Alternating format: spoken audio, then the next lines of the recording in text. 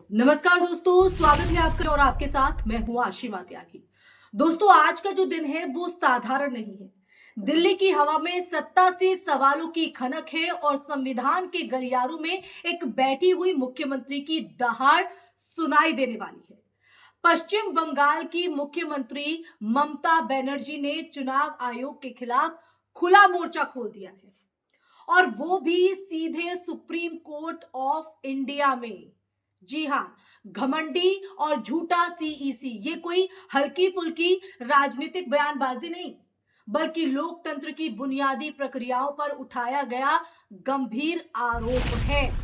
दरअसल ममता बनर्जी की आपत्ति एसआईआर यानी स्पेशल इंटेंसिव रिवीजन को लेकर है। उनका यह कहना है कि मतदाता सूची में व्यापक गड़बड़ियां की गई हैं, जिंदा नागरिकों को मृत दिखाया गया है और चुनिंदा इलाकों में मताधिकार को चुपचाप कमजोर किया गया। और यही वजह है कि वो बंगाल से करीब 100 ऐसे लोगों को दिल्ली लेकर आई हैं जिन्हें चुनाव आयोग ने मृत घोषित कर दिया है, जबकि वो जीवित है, सामने खड़े हैं अपनी पहचान के साथ। ये जो दृश्य है वो अपने आप में एक आरोप है दोस्तों, एक आरोप है। कागजों पर मिटाए गए नागरिक अदालत में अपनी सांसों के साथ मौजूद। तो ये गंभीर आरोप नहीं हो जाता है। ये लड़ाई अचानक नहीं फूटी। ममता बनर्जी के मुताबिक उन्होंने प्रधानमंत्री कार्यालय समेत अलग अलग दफ्तरों को 6 पत्र लिखे हैं, 6 पत्र। नरेंद्र मोदी से जुड़े तंत्र तक अपनी बात पहुंचाई और सीई से मिलकर भी अनियमितताओं की तरफ जो है कहीं ना कहीं उन्होंने इशारा किया, उसे उजागर किया। जब जवाब नहीं मिला तब अदालत का दरवाजा खटखटाया गया, यानी सुप्रीम कोर्ट का रुख किया गया। और देखिए, खास बात यह है कि ममता खुद एलएलबी है और सुनवाई में दलीलें पेश करने को भी तैयार है। भारत के इतिहास में यह दुर्लभ क्षण है जब एक सिटिंग सीएम खुद सुप्रीम कोर्ट में खड़ी होकर चुनाव आयोग के खिलाफ तर्क रखेंगी। आरोप सिर्फ बंगाल तक सीमित नहीं है, गुजरात वाली लाइन भी आप जरूर सुनिए। गुजरात में भी ऐसे कई मामले सामने आए थे, लेकिन कांग्रेस नेता अमित छवाड़ा और कांग्रेस के पूर्व विधायक ग्यासुद्दीन शेख ने बीजेपी और चुनाव आयोग के नापाक मंसूबों पर पानी फेर दिया। यानी समस्या प्रणालीगत बताई जा रही है। एक राज्य नहीं, कई राज्यों में एक सा पैटर्न।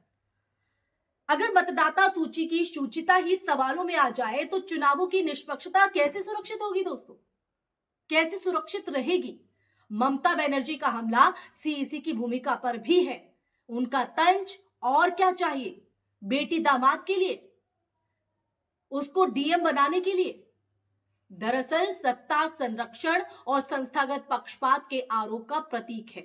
वो कहती हैं कि इलेक्शन कमीशन ऑफ इंडिया को निष्पक्ष रेफरी की तरह काम करना चाहिए, ना कि राजनीतिक दबाव में खेल का रुख बदलना चाहिए।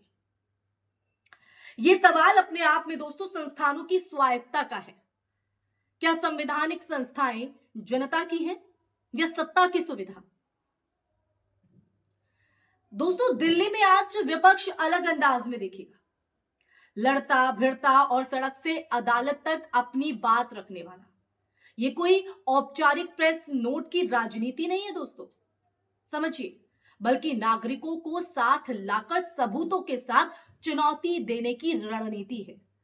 विपक्ष के लिए ये पल इसलिए भी अहम है क्योंकि लंबे वक्त से बिखराव और रक्षात्मक मुद्रा का जो आरोप है वो लगता रहा है।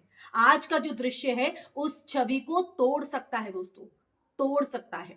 इस पूरे घटनाक्रम का असर दूर तक जाएगा अगर अदालत एसआईआर की प्रक्रिया, समय और मानकों पर कड़े सवाल पूछती है। तो देश भर में मतदाता सूची संशोधन के तरीके बदल सकते हैं। अगर आरोप टिकते हैं तो जवाबदेही तय होगी। अगर वो नहीं टिकते हैं तो तब भी संस्थानों को पारदर्शिता के नए मानकों को अपनाना पड़ेगा। नए मानक जो है वो अपनाने पड़ेंगे। लोकतंत्र में जीत हार से ज्यादा महत्वपूर्ण भरोसा होता है, और भरोसा नियमों से बनता है, ताकतों से नहीं। आज का दिन इसलिए इसलिए ऐतिहासिक भी है क्योंकि ये बहस कौन जीतेगा या से आगे जाकर कैसे जीतेगा पर टिकी हुई है दोस्तों।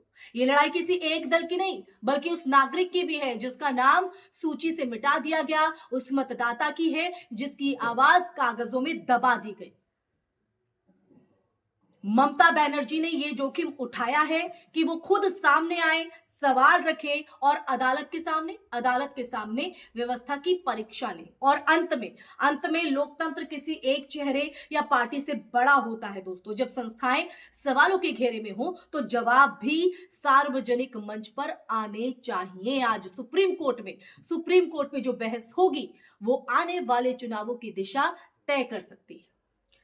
देश देख रहा है दोस्तों और इतिहास नोट कर रहा है कि किसने नागरिक अधिकारों के पक्ष में खड़े होकर कीमत चुकाने का साहस दिखाया। तो इसलिए दोस्तों आज का दिन काफी अहम है और क्या कुछ फैसला कोर्ट का यहां पर रहेगा और ममता बनर्जी किस तरह से इस लड़ाई को जो है लड़ती हुई नजर आएंगी, उनकी तरफ से किस तरह की दलीलें दी जाएंगी, चुनाव आयोग से किस तरह के तीखे सवाल होंगे अपने ही तीखे तेवर में जिसके लिए वो जानी जाती हैं। ये कहीं ना कहीं आज कोर्ट के माहौल को और भी गर्माता हुआ और भी दिलचस्प बनाते हुए नजर आएगा दोस्तों। इसी के साथ इस चर्चा में फिलहाल के लिए बस इतना ही दोस्तों। ये चर्चा आपको कैसी लगी कमेंट सेक्शन में कमेंट करके जरूर बताइएगा। इस पे आपका नजरिया क्या कहता है। ममता बनर्जी जिस तरह से खुद मैदान में आई हैं, खुद कोर्ट में खड़े होकर दलीलें यहाँ पर रखती नजर आ रही हैं, ऐसे में उनको लेकर आपका नजरिया क्या कहता है, आपके क्या विचार हैं इसको लेकर कमेंट सेक्शन में जरूर बताइएगा क्योंकि आपकी राय आपका नजरिया बेहद महत्वपूर्ण है। फिर हाजिर होंगी ऐसी ही चर्चा लेकर, तब तक के लिए अपना ख्याल रखिए। जय हिंद, जय भारत, नमस्कार।